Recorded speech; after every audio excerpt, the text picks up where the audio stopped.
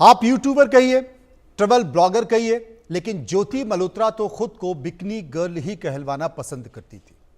ज्योति मल्होत्रा के लिए YouTube channel चलाना तो एक जरिया भर था। उसकी अय्याश भरी जिंदगी के लिए उसके सोशल मीडिया पर उसकी अय्याशी की तस्वीरें और वीडियो भरे पड़े।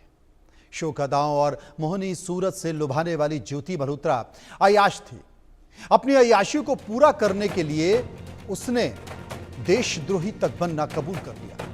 एक साधारण परिवार की लड़की अमीरी और दिखावे की जिंदगी जीने के लिए पाकिस्तान की जासूस बन बैठी। महंगा खाना पीना, महंगे कपड़े पहनने और शाही शौक की अंधी हुई इस लड़की ने देश के दुश्मनों के हाथों अपने आप को बेच दिया। अमीरों के रहन सहन की नकल करती ज्योति की महंगी इच्छाओं, कामनाओं की पूर्ति यूट्यूब चैनल की कमाई से पूरी नहीं हो पाई तो वो आईएसआई की एजेंट डॉल बन गई। कैसे, देखिए।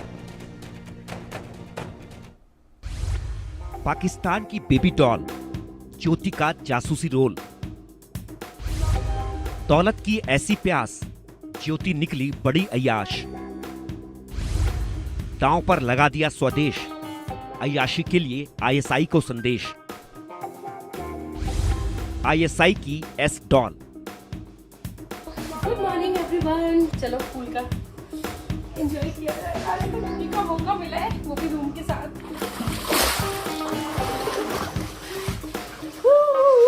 ज्योति मल्होत्रा सोशल मीडिया की सनसनी है।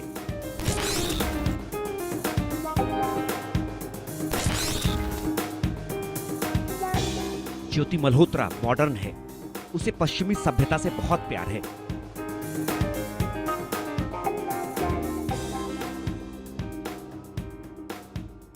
किसी मॉडल के अंदाज में फोटोशूट कराती है।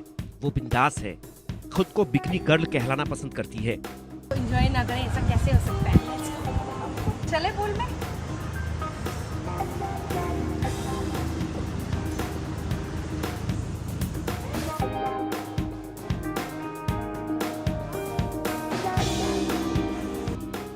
उसके सपने बड़े हैं।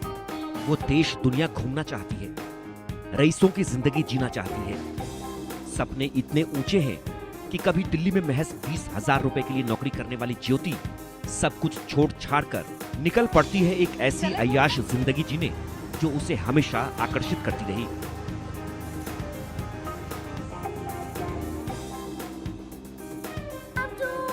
उसे घूमने फिरने का शौक है। अपने शौक को पूरा करने के लिए उसमें किसी भी हद तक जाने का मानता है।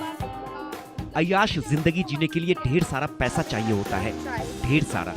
यहाँ आसपास मतलब कोई प्रॉपर्टी नहीं है। ये this is the serene one. वैसे आज क्लाउडी वेदर है, वरना यहाँ से आपको सनराइज दिस वे और उधर सनसेट। सनसेट तो मैंने आपको रात को दिखाया ही था, तो वहाँ से सनसेट, यहाँ से सनराइज, मतलब दोनों चीजें आपके रूम से बस बाहर निकलते ही। And this is like unique experience. ये मिल रहा है हमें मुन्नार में। This is only in our India. और ज्योति मल्होत्रा के पास तो इतने पैसे भी नहीं कि वो देश तक घूम सके। फिर विदेश जाना तो दूर की बात है, लेकिन भोग विलासिता, अय्याशी भरी जिंदगी जीने का उसने दूसरा तरीका तलाश लिया। ज्योति की मोहिनी अदाएं उसके ऊंचे ऊंचे सपनों को पूरा करने का जरिया बन गई।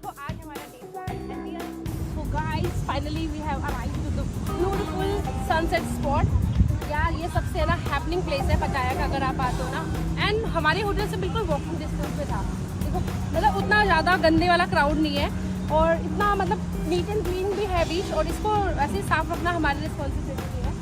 यहाँ पे आप वाटर स्पोर्ट्स एक्टिविटीज कर सकते हो और परफेक्ट यार, परफेक्ट। उसकी अय्याशी भरी जिंदगी जीने के सपनों को मानो पर लग गए। उसकी भोली सूरत, उसका ओढ़ना पहनना, बिकिनी और स्विम सूट में उसके वीडियो फोटो उसकी शानो शौकत की कहानी कह रहे हैं। Good morning everyone. चलो पूल का एंजॉय किया जाए। आज तो पूल का मौका मिला है, वो भी रूम के साथ।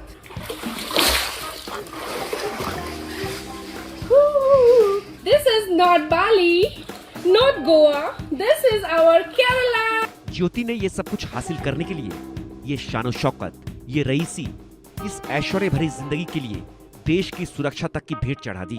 उसकी जरूरतों को पूरा करने का ठेका आईएसआई ने लिया। उसे भारी भरकम फंडिंग की जाने लगी। बदले में ज्योति मल्होत्रा देश की खुफिया जानकारियां, वीडियो, गोपनीय जानकारियां आईएसआई को देने लग गई। ज्योति अपने देश में ही पाकिस्तान की जासूस बन बैठी। बदले में उसकी अधूरी इच्छाएं पूरी होने लगी।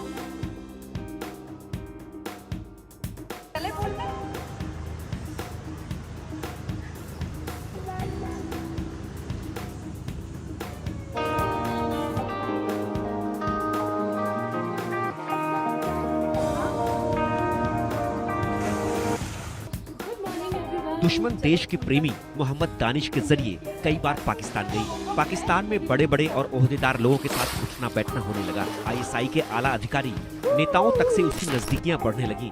दुश्मन देश की मेहरबानी से उसका देश और दुनिया की सैर का सपना भी पूरा होने लगा।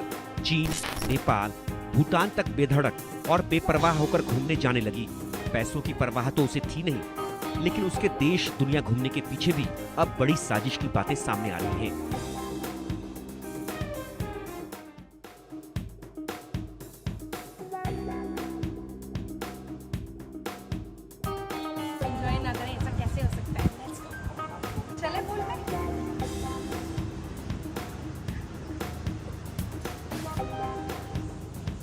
ज्योति की मोहिनी सूरत के पीछे उसके अयाशी भरे सपने थे जो पूरे होने लगे थे। आसिम मुनी और आईएसआई को ज्योति से अच्छी जासूस नहीं मिल सकती थी। एक तो वो लड़की, दूसरी यूट्यूबर, ट्रैवल ब्लॉगर। उसकी किसी भी हरकत, वीडियो शूट पर शुरुआत में शक नहीं जाता और वो आराम से अपने आकाओं के मकसद में कामयाब हो जाती। हुआ भी ऐसा ही। पाकिस्तान की खुफिया एजेंसी आईएसआई के हाथों की कठपुतली बनी। ज्योति मल्होत्रा देश से गद्दारी करने लगी। अमीरी और अयाशी की चाहत ने उसे अपने ही देश का गद्दार बना दिया। वो आईएसआई की एस डॉल बन बैठी। Bureau report, India news.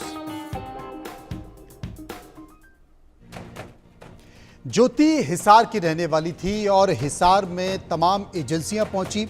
उसके घर पर छापा मारा। बहुत सारी डायरी, बहुत सारे लैपटॉप, फोन, सब कुछ जब्त कर लिया गया। ज्योति कोर्ट में बात करती है। एक छोटा सा कोर्ट में आपको बताना चाहता हूं कि ज्योति के घर से एक डायरी मिली है। ज्योति की हैंडराइटिंग में एक लेटर लिखा गया है। उसमें लिखा हुआ है कि मैं जल्द आ जाऊंगी, सबिता को कहना फल ले आए, लव यू, खुशमुश। अब ये कोर्ट क्या है पाकिस्तान के लिए? आदित्य हमारे संवाददाता हिसार पहुंचे, वहां जाके तमाम लोगों से बातचीत की, पता करने की कोशिश की। आदित्य, हिसार के लोग क्या मानते हैं ज्योति को लेकर? क्या ज्योति वाकई संदिग्ध थी? कुछ संदिग्ध गतिविधियां नजर आती थी? जी देखिए, मैं बताऊं आपको कि किस तरीके से उसका जो एक मंशा था वो सबके सामने कैसे आया। आप समझिए कि जिसको पूरा देश आज जान रहा है और पहले भी वो अच्छी खासी फॉलोअर्स उसके पास में थे, 3-4 लाख के आसपास में फॉलोअर्स थे। लेकिन जब हम वहाँ उसके घर के पास पहुंचे तो ये जानकर हमें आश्चर्य लगा कि वहाँ पर उसके बारे में कोई नहीं जानता। यहाँ तक कि उसके पिताजी को भी उसके बारे में नहीं पता रहता था कि वो कब, कहाँ, किससे मिलने जा रही है, किसका फोन उठा रही है और किससे। जैसे ही वो घर में घुसती, बाहर से ट्रैवल करके आती थी, अपने घर में घुसती थी, अपने कमरे में बंद होती थी और अपने बंद कमरे में ही वो रहती थी। किसी से बात ज्यादा नहीं करती थी, किसी से मिलती नहीं थी। अगल बगल के अड़ोस पड़ोस के लोगों को पता तक नहीं है कि वो लड़की कहाँ रहती है, क्या करती है। जब दिल्ली जाती थी तो दिल्ली में जाने के बाद भी अक्सर वो कहीं ना कहीं रुकती थी, लेकिन कहाँ रुकती थी उसकी जानकारी किसी को नहीं होती थी। उसके पिताजी को भी जानकारी नहीं होती थी। हमने उसके पिताजी से पूछा कि दिल्ली में कहाँ वो रहती थी, तो इसकी भी जानकारी जो है उसके पिता के पास में नहीं थी। यानी कि साफ है कि वो कहाँ आना जाना करती है, किससे मिलती है, क्या बातें करती है, वो बिल्कुल उसने गुप्त रखा हुआ था। किसी को कानो कान जो है वो पूरी जानकारी देती ही नहीं थी, जिससे उसके हाव भाव से अंदाजा लगाया जा सके या उसे किसी तरीके से पता लगाया जा सके आखिर वो उसके मंशा क्या है। क्योंकि बताया गया, क्योंकि जो सूत्र बताते हैं पुलिस के या सुरक्षा व्यवस्था से जुड़े सूत्र बताते हैं, वो बताते हैं कि वो इतनी रेडिकलाइज थी पाकिस्तान को लेकर, कितना उसके अंदर डिस्ट्रेट वो हुई थी पाकिस्तान के लोगों से के प्रति। आप उसके पूरे वीडियो में देखेंगे, ऊपर से लेकर के जितने भी उसके वीडियो 450 के आसपास में उसके वीडियो अपलोडेड है, उसमें अधिकतर वो पाकिस्तान के वीडियोज है, रील्स जो है उसका अधिकतर वो पाकिस्तान के गुणगान करते हुए वीडियो हैं। और जिस वीडियो में वो पाकिस्तान के बारे में बात नहीं कर रही है, जो वीडियो पाकिस्तान के बारे में नहीं है उसमें भी वो पाकिस्तान कहीं से लेके आ जा रही है और बार बार पाकिस्तान के बारे में लोगों से पूछ रही है। यानी कि कहीं ना कहीं उसके अंदर में पाकिस्तान का जो प्रेम था, जो पाकिस्तान से जो लाभ उसको मिल रहा था, वो कहीं ना कहीं उसके अंदर में वो उबाल मार रहा था, जो वो आम लोगों से बातें करते वक्त या लोगों से डिस्कस करते वक्त निकल रही थी। वहां पर उसके घर के आसपास में वो एक पूरा मोहल्ला है, बहुत ही अच्छा मोहल्ला है, बहुत विकसित मोहल्ला, अच्छी सड़कें हैं, पानी की अच्छी व्यवस्था है, अच्छी इमारतें हैं वहां पर। लेकिन इसके बावजूद भी वो वहां पर किसी से मिलती ही नहीं थी। यहाँ तक कि हम उसके स्कूल भी गए थे, उसके कॉलेज भी गए थे, जहां वो पहली जो नौकरी उसने की थी ज्योति ने, हम वहां पर भी गए थे। वहां पर भी उसके बारे में कोई बात नहीं करना चाह रहा था। कॉलेज के समय में तो ऐसा था कि कॉलेज के समय में जब वो वहां से निकली, एससी महिला कॉलेज उसका कॉलेज है जहां पर वो पढ़ाई किया करती थी, वहां पर टीचर्स के भी उसको लेकर के कोई बात नहीं करना, उससे किसी से कोई मतलब उसको नहीं रखना है। जहां वो पहली नौकरी करती थी, हम वहां पे गए थे, एक रिसेप्शन की नौकरी वो कर रही थी। रिसेप्शन की नौकरी पे भी जो हमें कुछ लोगों ने बताया कि वो बहुत ही लालची किस्म की लड़की थी, बहुत ही ज्यादा ग्रीडी थी, बहुत पैसे को लेकर के, घूमने फिरने को लेकर के, किसी के साथ भी चले जाना, किसी के पास साथ भी बात करके वो कुछ बिजनेस डील कर लेना, इस तरीके की जो चीजें थी। इसी के बहाने वो दिल्ली भी नौकरी करने के लिए गई थी, हिसार से नौकरी छोड़ करके दिल्ली के लिए नौकरी, क्योंकि उसकी सैलरी कम थी और उसकी जरूरतें जो थी वो बहुत ज्यादा थी। तो इस तरीके और शायद इसी बात का फायदा पाकिस्तान के तमाम उच्चायुक्त में बैठे उन अधिकारियों ने उठाया जो हैंडलर के तौर पर भारत में जासूसी के लिए लोगों का इस्तेमाल करते हैं। तपेश जी मेरे साथ मौजूद हैं। तपेश जी, अक्सर हमने देखा है कि कुछ सेना या डिफेंस के जो ऑर्डिनेंस फैक्ट्री हैं उनमें काम करने वाले लोग पकड़े गए और वो सूचनाएं पाकिस्तान को दे रहे थे, तमाम सारे नक्शे, तमाम सारी जानकारियां, फोटोग्राफ देख रहे थे। पता चला कि उनको हनी ट्रैप में फंसा लिया और उसके बाद फिर पाकिस्तान लगातार सूचना देती रही। मुझे लगता है कि ज्योति के मामले में भी अभी और गंभीरता से जांच करने की ज़रूरत है। कहीं ऐसा तो नहीं कि ज्योति ने कई संवेदनशील पदों पर बैठे लोगों को भी अपने जाल में फंसाया हो? एक पहली बात तो ये है कि जो मैंने पहले कहा था, मैं एक सेंटेंस रिपीट करूंगा फिर मैं अपनी बात कहूंगा कि पहले जब तक इतना social media, mobile network, satellite phones, ये सब टेक्नोलॉजी नहीं थी तो ये सब ट्रैक करना और ये सब बहुत मुश्किल होता था, एक दूसरे से दूसरे देश में कनेक्ट एस्टैब्लिश करना। उसके लिए अगर आप कोई ह्यूमन को अपना स्पाई, या जिसको ह्यूमन इंट बोलते हैं, ह्यूमन को अपना स्पाई बना रहे हो तो उसके लिए ह्यूमन टू ह्यूमन कनेक्ट होना बहुत जरूरी था। आज की डेट में because of technology it is very easy. That is the first part. ठीक है। सेकंड पार्ट इज दैट कि इसका मतलब हमारे 145 करोड़ 144 करोड़ के देश में ये और हमारी जो सभ्यता रही है पहले से, जो मैंने पहले टच किया था, मैं दोबारा नहीं टच करना चाहता उस बात को, ये बहुत बड़ा चैलेंज है। जब चैलेंज बढ़ गया तो उसके अकॉर्डिंगली मैन पावर भी बढ़नी चाहिए और उनकी फैसिलिटीज भी बढ़नी चाहिए, जो हमारे देश में नहीं हुआ। और मैं आपको बताऊं कि ये जो प्रॉब्लम है ना देश के अंदर दुश्मनों की, भाई साहब जब राज्य ही नहीं रहेगा, पुराने जमाने में देखिए तो आप सजा किसको देंगे? कौन देगा सजा? पहले क्या होता था? राजद्रोह होता था। राजद्रोह की सजा सबको पता है क्या होती थी, पब्लिक के सामने नमूना बना के उसका कत्लेआम किया जाता था।